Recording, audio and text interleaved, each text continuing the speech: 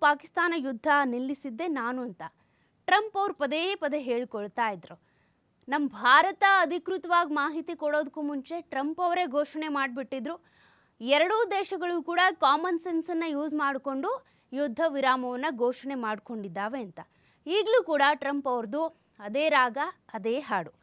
ಏನಿದೆ ಅಂತ ನೋಡೋಣ ಸುದ್ದಿ. ಈ ಮೋದಿ ಮಹಾನ್ ಸಂಭಾವಿತ ಸರಣಿ ಫೋನ್ ಮಾಡಿ ಯುದ್ಧ ನಿಲ್ಲಿಸಿದೆ ನಾನು, ಅಮೆರಿಕ ಅಧ್ಯಕ್ಷ ಹೇಳ್ಕೊಂಡಿರೋದು. ಇನ್ನು ಭಾರತ ಪಾಕಿಸ್ತಾನ ನಡುವೆ ಯುದ್ಧ ನಿಲ್ಲಿಸಿದ್ದೆ ನಾನು ಅಂತೇಳಿ ಹಿಂದೆ 15 ಬಾರಿ ಹೇಳ್ಕೊಂಡಿದ್ರು ಟ್ರಂಪ್ ಅವರು. ಈಗಲೂ ಕೂಡ ಅದೇ ರಾಗವನ್ನು ಮುಂದುವರಿಸ್ತಾ ಇದ್ದಾರೆ. ತಾನಲ್ಲ ಅಂತೇಳಿ ಸ್ಪಷ್ಟನೆ ನೀಡಿದ್ರು. ಇತ್ತೀಚೆಗೆ ಒಂದು G7 ಶೃಂಗಸಭೆ ಏನಿತ್ತು ಆ ಸಂದರ್ಭದಲ್ಲಿ ನಾನಲ್ಲ ಬಿಡಿ, ಪ್ರಧಾನಿ ಮೋದಿಯವರೇ ಯುದ್ಧ ನಿಲ್ಲಿಸಿದ್ದು ಅಂತ ಕೂಡ ಹೇಳಿದರು. ಆದ್ರೀಗ ಮತ್ತೆ ಹಳೆ ರಾಗ ಶುರು ಮಾಡಿದ್ದಾರೆ, ಯುದ್ಧ ನಿಲ್ಲಿಸಿದ್ದು ನಾನೇ ಅಂತ. ನ್ಯಾಟೋ ಶೃಂಗಕ್ಕೆ ಆಗಮಿಸಿದ ಅವರು ಸುದ್ದಿಗಾರರಿಗೆ ಮಾಧ್ಯಮಗಳೊಂದಿಗೆ ಮಾತನಾಡಿದಂಥ ಸಂದರ್ಭದಲ್ಲಿ ಭಾರತ ಹಾಗೂ ಪಾಕಿಸ್ತಾನ, ನಾನು ವ್ಯಾಪಾರದ ಕುರಿತು ಸರಣಿ ಫೋನ್ ಮಾಡಿದೆ, ಪದೇ ಪದೇ ಫೋನ್ ಮಾಡ್ತಾ ಇದ್ದೆ, ಎರಡೂ ದೇಶಗಳ ಕದನವನ್ನು ಕೊನೆಗೊಳಿಸಿದೆ. ನೀವು ಪರಸ್ಪರ ಯುದ್ಧ ಮುಂದುವರಿಸಿದ್ರೆ ನಾನು ವ್ಯಾಪಾರ ಒಪ್ಪಂದವನ್ನು ಒಪ್ಕೊಳ್ಳೋದಿಲ್ಲ, ವ್ಯಾಪಾರ ವಹಿವಾಟು ಮಾಡೋದಿಲ್ಲ ಅಂತ ಹೇಳಿದೆ ಅವ್ರಿಗೆ. ಅಂದರೆ ಒಂದು ರೀತಿ ಬ್ಲ್ಯಾಕ್ ಮೇಲ್ ಮಾಡಿದೆ, ನಿಮ್ಮ ಜೊತೆಗೆ ವ್ಯಾಪಾರ ವಹಿವಾಟು ನಡೆಸಬೇಕು ಅಂದರೆ ಯುದ್ಧ ನಿಲ್ಲಿಸಿ ಅಂತ. ಹಾಗಾಗಿ ಒಪ್ಕೊಂಡ್ರು ಅಂತೇಳಿ ಟ್ರಂಪ್ ಮತ್ತೆ ಹೇಳ್ಕೊಂಡಿರೋದು. ಇನ್ನಿದೇ ಸಂದರ್ಭದಲ್ಲಿ ಪ್ರಧಾನಿ ಮೋದಿಯವ್ರನ್ನು ಕೂಡ ಹಾಡು ಹೊಗಳಿದ್ದಾರೆ. ಒಬ್ಬ ಉತ್ತಮ ಸ್ನೇಹಿತ ಅಂತ ಹೊಗಳಿದ್ರು ಡೊನಾಲ್ಡ್ ಟ್ರಂಪ್ ಅವರು. ಜೊತೆಗೆ ಒಬ್ಬ ಮಹಾನ್ ಸಂಭಾವಿತ ವ್ಯಕ್ತಿಯೇ, ಒಬ್ಬ ಮಹಾನ್ ವ್ಯಕ್ತಿಯವರು ಅಂತೇಳಿ ಮೋದಿಯನ್ನು ಕೊಂಡಾಡಿದ್ರು. ಮೋದಿಯವ್ರನ್ನ ಹೊಗಳಿದ್ರು, ಬಟ್ ಯುದ್ಧವನ್ನು ನಿಲ್ಲಿಸಿದ್ದು ತಾನೇ ಅಂತೇಳಿ ತಮ್ಮ ಕ್ರೆಡಿಟ್ ತೆಗೆದುಕೊಂಡಿದ್ರು ಅಮೆರಿಕ ಅಧ್ಯಕ್ಷ. ಇನ್ನು ಅಮೆರಿಕವನ್ನು ತಲುಪಬಲ್ಲಂಥ ಅಣ್ವಸ್ತ್ರ ಕ್ಷಿಪಣಿ ಅಭಿವೃದ್ಧಿ ಪಡಿಸ್ತಾ ಇದೆ ಪಾಕಿಸ್ತಾನ. ಈಗಾಗಲೇ ಪಾಕ್ ಮತ್ತು ಭಾರತದ ನಡುವೆ ಯುದ್ಧ ವಿರಾಮ ಘೋಷಣೆ ಆಗಿದೆ, ದಾಳಿಗಳು ನಡೀತಾ ಇಲ್ಲ. ಬಟ್ ಇದರ ಮಧ್ಯದಲ್ಲಿ ನೋಡಿ ಪಾಕಿಸ್ತಾನ ಒಂದು ಅಣ್ವಸ್ತ್ರ ಕ್ಷಿಪಣಿಯನ್ನು ಅಭಿವೃದ್ಧಿ ಪಡಿಸ್ತಾ ಇದೆಯಂತೆ. ಅಮೆರಿಕವನ್ನು ತಲುಪುತ್ತಂತೆ ಇದು ಅಣ್ವಸ್ತ್ರಗಳನ್ನು ಹೊತ್ತೊಯ್ಯಬಲ್ಲಂಥ ಖಂಡಾಂತರ ಬ್ಯಾಲಿಸ್ಟಿಕ್ ಕ್ಷಿಪಣಿಯನ್ನು ಪಾಕಿಸ್ತಾನ ರಹಸ್ಯವಾಗಿ ತಯಾರಿ ಮಾಡ್ತಾ ಇದೆ ಅಂತ. ಇದು ತೀವ್ರ ಕಳವಳಕ್ಕೆ ಕಾರಣ ಆಗ್ತಾ ಇದೆ. ಖಂಡಾಂತರ ಕ್ಷಿಪಣಿಗಳು 5500 ಕಿಲೋಮೀಟರ್ ದೂರದ ಗುರಿಯನ್ನು ಕೂಡ ತಲುಪ್ತವೆ. ಹಾಗಾಗಿ ಸಾಕಷ್ಟು ಆತಂಕವನ್ನು ಹುಟ್ಟಾಕ್ತಾ ಇದೆ.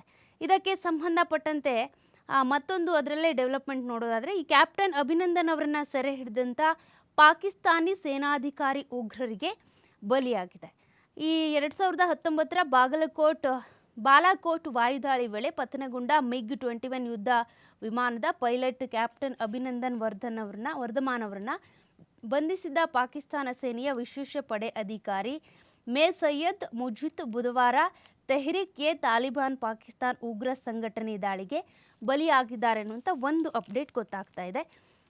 ಅದೇ ರೀತಿಯಾಗಿ ನಾವು ಮುಂದಿನ ಸುದ್ದಿಯನ್ನು ನೋಡ್ತಾ ಹೋಗೋದಾದರೆ, ಈ ಆಪರೇಷನ್ ಸಿಂಧೂರ ಮಾಡಲಾಗಿತ್ತಲ್ಲ ಪಾಕಿಸ್ತಾನದ ವಿರುದ್ಧ ಅಥವಾ ಪಾಕಿಸ್ತಾನದ ಉಗ್ರರ ವಿರುದ್ಧ, ಅದಕ್ಕೆ ಸಂಬಂಧಪಟ್ಟಂತೆ ಒಂದು ಡೆವಲಪ್ಮೆಂಟ್ ನೋಡೋಣ.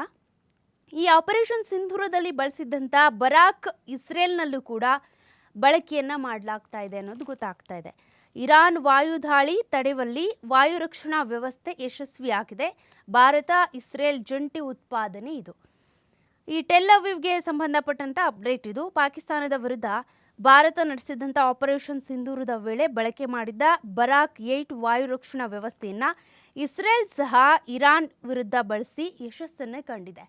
ಇಸ್ರೇಲ್ ಸೇನೆಯಲ್ಲೂ ಕೂಡ ಇದು ಬಳಕೆ ಆಗಿದೆ ಅಂತ ಗೊತ್ತಾಗ್ತಾ ಇದೆ. ಈ ಕಳೆದ ಶುಕ್ರವಾರ ಬೆಳಗ್ಗೆ ಇರಾನ್ ನಡೆಸಿದಂಥ ಮಾನವರಹಿತ ವಾಯು ದಾಳಿ ಏನಿದೆ UAV, ಈ ದಾಳಿಯನ್ನು ಬರಾಕ್ ವ್ಯವಸ್ಥೆ ಬಳಸಿನೇ ಇಸ್ರೇಲ್ ಹೊಡೆದುರುಳಿಸಿರೋದು ಅನ್ನೋದು ಗೊತ್ತಾಗ್ತಾ ಇದೆ. ಹಾಗೆ ಈ ಮಾಹಿತಿಯನ್ನು ಖುದ್ದಾಗಿ ಇಸ್ರೇಲ್ ವಾಯುಪಡೆನೇ ಹಂಚಿಕೊಂಡಿದ್ದು, ಇವುಗಳಿಂದ ಇರಾನ್ನ ದಾಳಿಗಳನ್ನು ತಡೆದಿದ್ದೇವೆ ಅಂತ ಕೂಡ ಹೇಳ್ಕೊಂಡಿದೆ. ಭಾರತಕ್ಕೆ ಮತ್ತೊಂದು ಹೆಮ್ಮೆಯ ವಿಷಯ ಇದು. ಹಾಗಾದರೆ ಏನಿದು ಬರಾಕ್ ಸಿಸ್ಟಮ್ ಅಂತ ಕ್ವಿಕ್ ಆಗಿ ನೋಡೋಣ. ಬರಾಕ್ 8 ಸಿಸ್ಟಮ್ ಅನ್ನೋದು ವಾಯು ರಕ್ಷಣಾ ವ್ಯವಸ್ಥೆಯ ಕ್ಷಿಪಣಿಗಳಿದು. ಇದನ್ನು ಇಸ್ರೇಲ್ ಏರೋಸ್ಪೇಸ್ ಇಂಡಸ್ಟ್ರೀಸ್ ಅಂದರೆ IAI ಮತ್ತು ಭಾರತದ DRDO ರಕ್ಷಣಾ ಸಂಶೋಧನೆ ಮತ್ತು ಅಭಿವೃದ್ಧಿ ಸಂಸ್ಥೆ ಜಂಟಿಯಾಗಿ ಸಿದ್ಧಪಡಿಸಿರುವಂಥದ್ದು ಇದು ಕ್ಷಿಪಣಿ. ಇನ್ನು ಭಾರತದ ಭಾರತ್ ಡೈನಾಮಿಕ್ಸ್ ಲಿಮಿಟೆಡ್, ಬೆಂಗಳೂರಿನ ಭಾರತ್ ಎಲೆಕ್ಟ್ರಾನಿಕ್ಸ್ ಅಂದರೆ BEL, Kalyani Rafael advanced systems, ಇಸ್ರೇಲ್ನ ರಾಫೆಲ್ ಡಿಫೆನ್ಸ್ ಸಿಸ್ಟಮ್ಸ್ ಉತ್ಪಾದನೆ ಮಾಡ್ತವೆ. ಈಗಾಗಲೇ ನಾವು ಆಪರೇಷನ್ ಸಿಂಧೂರದಲ್ಲಿ ಬೆಂಗಳೂರಿನ ಕೊಡುಗೆ ಕೂಡ ಇದೆ ಅಂತ ಹೇಳಿದ್ವಿ ಅಲ್ಲ, ಆ ಕೊಡುಗೆ ಇದೆ ನೋಡಿ. ಇನ್ನು ಇವು ಏನಿದ್ದಾವೆ 30ರಿಂದ 70 ಕಿಲೋಮೀಟರ್ ದೂರದವರೆಗೆ 150 ಕಿಲೋಮೀಟರ್ ವೇಗದಲ್ಲಿ ಹೋಗಿ ಶತ್ರುವಿನ ರಾಷ್ಟ್ರದ ಕ್ಷಿಪಣಿಗಳನ್ನು ಹೊಡೆದುರುಳಿಸುವಂಥ ಕೆಲಸವನ್ನು ಮಾಡ್ತವೆ. ಡ್ರೋನ್ ಇರ್ಬೋದು, ಯುದ್ಧ ವಿಮಾನ, ಖಂಡಾಂತರ ಕ್ಷಿಪಣಿಯನ್ನು ಕೂಡ ಹೊಡೆದುರುಳಿಸ್ತವೆ. ಇಸ್ರೇಲ್ ಪರ ಬೇಹುಗಾರಿಕೆ ನಡೀತಾ ಇದೆ. ಇರಾನ್ನಲ್ಲಿ ಮೂವರಿಗೆ ಗಲ್ಲಾಗಿದೆ ಅನ್ನುವಂಥ ಒಂದು ಮಾಹಿತಿ ಕೂಡ ಸಿಗ್ತಾ ಇದೆ. ಇಸ್ರೇಲ್ ಜೊತೆಗಿನ ಸಂಘರ್ಷ ಕೊನೆಗೊಂಡ ಬೆನ್ನಲ್ಲೇ ಬೇಹುಗಾರಿಕೆ ಆರೋಪದ ಮೇರೆಗೆ ಇರಾಕ್ ಪ್ರಜೆ ಸೇರಿದಂತೆ ಮೂವರನ್ನು ಇರಾನ್ ಸರ್ಕಾರ ನಿನ್ನೆ ಅಷ್ಟೇ ಗಲ್ಲಿಗೇರಿಸಿದೆ. ದೇಶದಲ್ಲಿ ಹತ್ಯೆ ನಡೆಸೋದಕ್ಕೆ ಅಂತಾನೆ ಸಲಕರಣೆ ತರಿಸ್ಕೊಂಡ ಆರೋಪ ಕೂಡ ಇವ್ರ ಮೇಲಿತ್ತು. ಇನ್ನು ಅಣುಶಕ್ತಿ ಸಂಸ್ಥೆ ಜೊತೆಗಿನ ಸಂಬಂಧ ಕಡಿತ ಆಗಿದೆ. ಇರಾನ್ ಸಂಸತ್ ಈ ನಿರ್ಧಾರವನ್ನು ಮಾಡಿದೆ. ಅಂತಾರಾಷ್ಟ್ರೀಯ ಪರಮಾಣು ಶಕ್ತಿ ಸಂಸ್ಥೆ IAEA ಜೊತೆಗಿನ ಸಹಕಾರ ಸ್ಥಗಿತಗೊಳಿಸೋದಕ್ಕೆ ಅಂತ ಇರಾನ್ ನಿರ್ಧಾರ ಮಾಡಿರೋದು. ಇದು ಸಂಸತ್ನಲ್ಲೇ ನಿರ್ಧಾರ ಹೊರಬಂದಿದೆ.